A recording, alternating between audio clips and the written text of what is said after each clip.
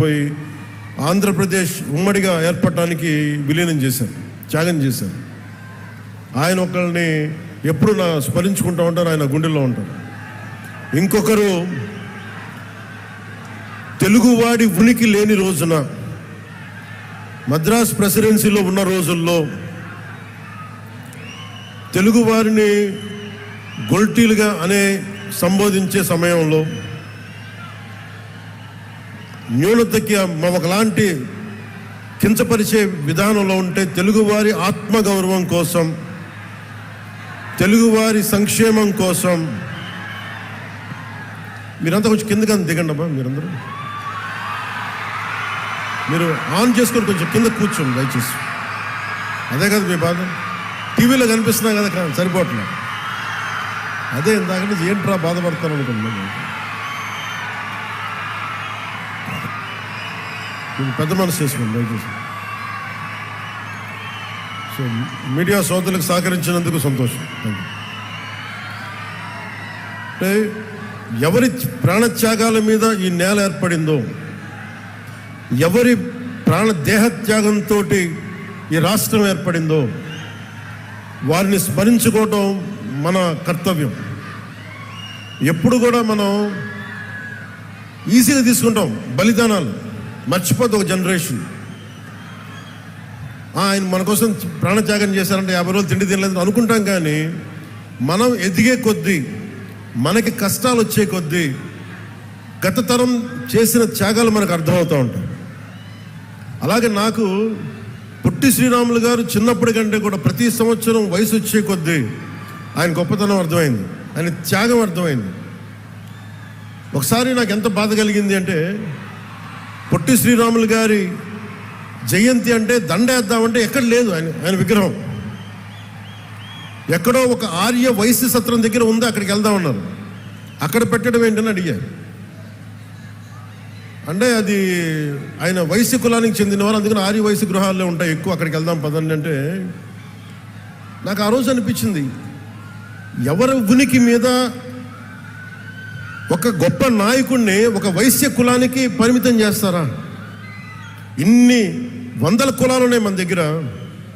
ఇన్ని వందల కులాల కోసం ఒకడు ప్రాణత్యాగం చేస్తే మనం ఇచ్చిన గౌరవం ఆయనకు ఒక నెల్లూరు జిల్లాకి పరిమితం చేసాం. ఆయన గొప్పతనం నెల్లూరు పొట్టి శ్రీరాములు జిల్లా. రాష్ట్రాన్ని ఇచ్చిన వాడిని పెంచామా తగ్గించాం? ఆంధ్రులకి ఒక రాష్ట్రం కల్పించిన వాడికి మనం ఇచ్చిన గౌరవం నెల్లూరుకి పరిమితం చేసాం అంతే. గౌరవం ఇచ్చావా అంటే ఇచ్చాం.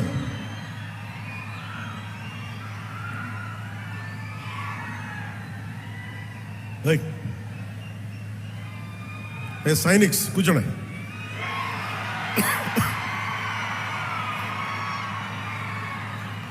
పోలీసు వారికి కూడా నా విన్నపం, వారిని ముందుకు రానివ్వకుండా చూడండి, కానీ దయచేసి వాళ్ళని ఏమనకండి. ఓకే వినండి. ఓకే, నేను చూసుకుంటాను కదా, మీరు కూర్చోండి.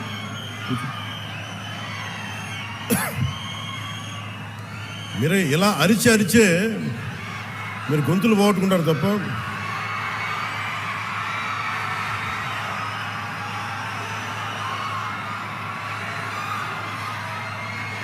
ఓకే, అక్కడున్న యువతంతా దయచేసి బ్యారికేడ్స్ నుంచి ముందుకు రాకండి.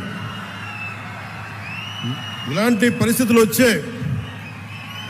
పరిస్థితుల వల్లే మీకు కూడా చెప్తున్నా, ఇలాంటి పరిస్థితుల వల్లే ప్రధానమంత్రి గారు కూడా రావడానికి ఆలోచిస్తున్నారు నేనున్న సభలకి.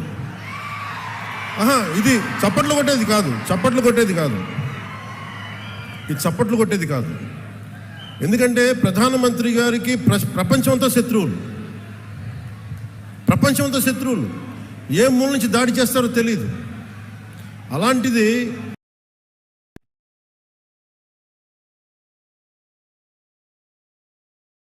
స్పెషల్ ప్రొటెక్షన్ గ్రూప్ ప్రధానమంత్రి గారిది వాళ్ళు ఇచ్చారు. నాకు కన్సర్న్ తెలియజేస్తూ ఉంటారు, మీరు ముందుకు వచ్చేస్తారు, దాచుకొని వచ్చేస్తారు, మాకు ఇబ్బంది అయిపోతుంది, పొలిటికల్ లీడర్స్గా మీరు కొంచెం మీ వాళ్ళకి బాధ్యతగా చెప్పండి అంటారు. అందుకని నేను మిమ్మల్ని అందరూ విన్నవించుకుంటా ఉన్నాను, కొంచెం మీరు నియంత్రణ పాటించాలి. ఉత్సాహం మంచిది, కానీ మీకోసం పనిచేసే నాయకులందరికీ కూడా టార్గెటెడ్, గుర్తుపెట్టుకోండి, నాతో సహా. That's why you have to maintain certain security protocols. అది దయచేసి అర్థం చేసుకోండి. ఇందాక నేను చెప్పిన విషయానికి వస్తే, రాష్ట్రం తెలుగు వారికి ఒక ఉనికినిచ్చినవాడు పొట్టి శ్రీరాములు గారు. 56 రోజులు ఉపవాసం చేసి చనిపోతే అందరూ కూర్చోబెట్టి ఆయన్ని, చనిపోతే శవం తీయడానికి కూడా మనుషులు లేరు ఆయన పక్కన, 2-3 తప్ప. ఎంత బాధ కలిగిస్తా మాట.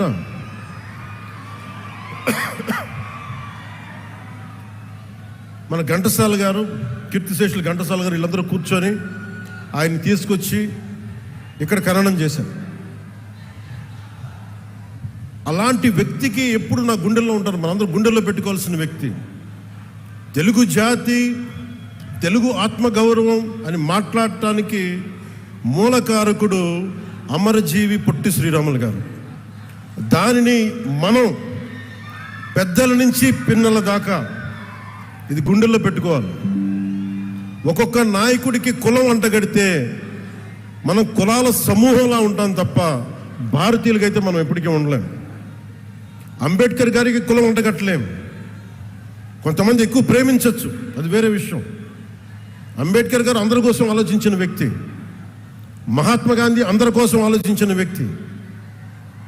ఒక అమరజీవి పొట్టి శ్రీరాములు అందరి కోసం ఆలోచించిన వ్యక్తి. మనం అలా ఆ దృష్టికోణం నుంచి చూడాలి తప్ప వీళ్ళకి కులాలు ఎవరికి ఉండవు, ఎవరికి. అది మీ జనరేషన్. నేను బాధ్యత తీసుకున్నాను.